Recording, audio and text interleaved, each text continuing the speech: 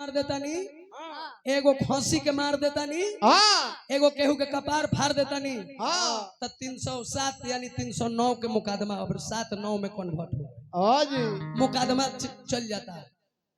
विचार करी, भगवान राम जब सीता माई के लिए आवे गोइनी तो पहले बाली के मरल। भगवान बारह बाली बैरी सुग्री प्यारा कौन कारण नाथ मोही मारा, अपने काम बनाने के लिए भगवान होकर भी हथियार उठाए बाली को मार दिए।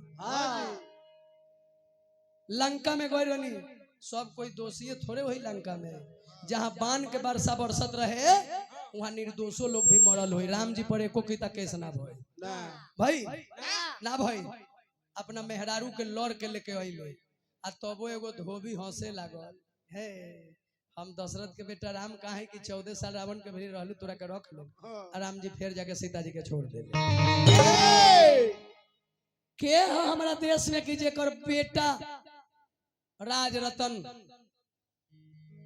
जीवन और मौत से जूझत रहे, बाबा साहेब के धर्म पत्नी रामाबाई ने बोली कि आपका बेटा जीवन और मौत से जूझ रहा है, आप कहां जा रहे हैं?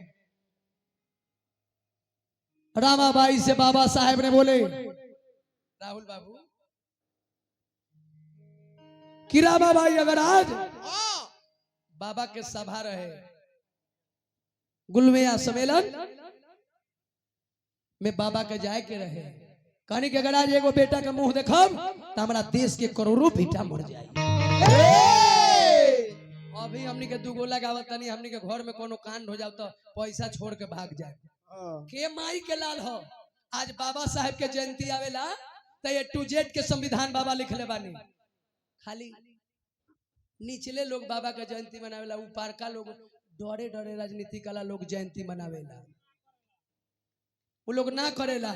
सही कहत बानी, लाज लगे के चाहिए सब लोग के कि जैसे हम राम के पूजी ले वही गति देश संविधान से चलत बा, सनातन राम से चलत बा, तो देश हमार संविधान से चलत बा।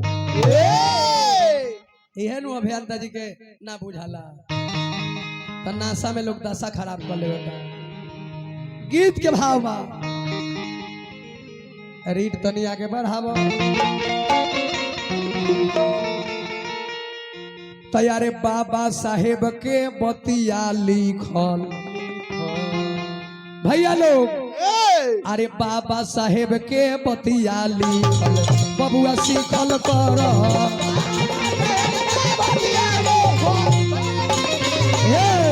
बाबा साहेब के बतिया लिखल भैया सीखल कर।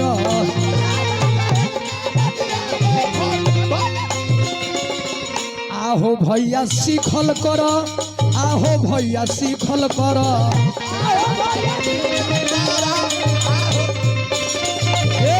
आहो भैया सीखल कर, आहो भैया सीखल कर।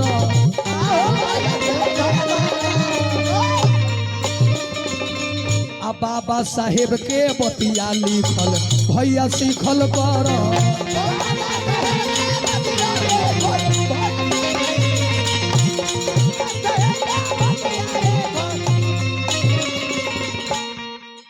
ना बाजी, बाबा साहेब के बतिया लिखल भैया सीखल कर। बाबू इसमें मत नाचो, बैठ जाओ, गलती किए हैं क्षमा चाहते हैं, हमारा याद ना पड़ल, रुक जाइए, मैं नाची मत, बैठ ना तो हमरो पर की केस हो जाए। बाबा साहेब के बतिया लिखल भैया सीखल कर। आज आरक्षण लोग कहत बाटे कि हमनी के बेटा काहे बिगड़ जाला, काहे हमनी के बेटा बिगड़ जात बा आरक्षण के लोभ में। हमरा आरक्षण चाहिए, लेकिन 100 नंबर के परीक्षा बा तो हम अपना बेटा के 100 नंबर के तैयारी करब। हमारा जगह पर कोई कमजोर बालक जाके अपन परीक्षा निकाली, हम जर्नल में फाइट करब। जननी और बा वो दिन के बात याद पड़ी जवन तालाब में बाबा पानी जाके पियत रहनी, आज बाबा के लिखला से तालाब भी सूख गए।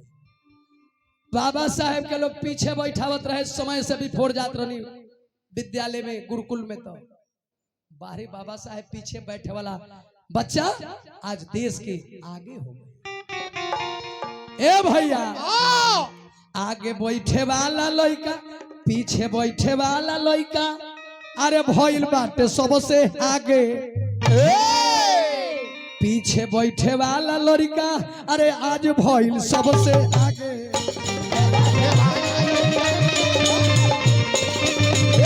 पीछे बैठे वाला लड़का आज भइल सबसे आगे।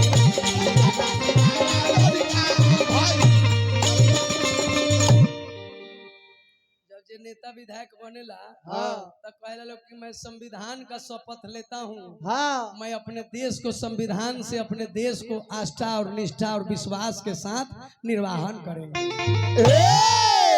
तनी पूछी तो हम झूठ नहीं के बोलो, रिकॉर्ड करम लोग। हम पूरा दुनिया के लोग से पूछा तानी कि अगर ई राम के धरती है, ई कृष्ण के धरती है, ई राम के धरती है, ये कृष्ण के धरती है, देवी के दुर्गा के महर्षि के ऋषि के तपस्वी के भोलेनाथ के धरती है, तब मोदी जी विदेश में जाए ले यात्रा में सभा करे तब मोदी जी काहे ना कहिले कि हम राम के धरती से आयल बानी, हम कृष्ण के धरती से आयल बानी, हम दुर्गा के धरती से आयल बानी, हम काली के धरती से आयल बानी। मोदी जी जाए ले विदेश में तब कहिले कि मैं बुद्ध का धरती से आया हूँ। अब यही पर लिखता है सब हमारा वीडियो पर की जातिवाद करता है।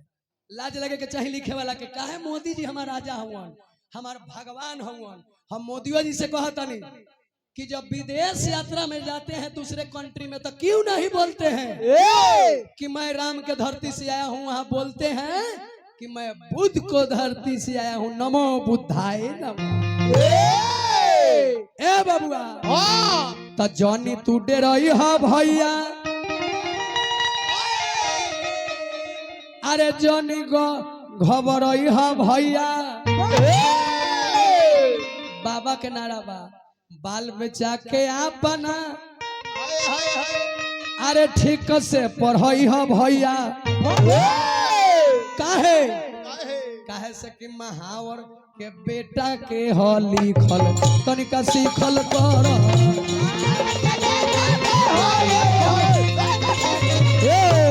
बाबा साहेब के बतिया लिखल तनी सीखल कर।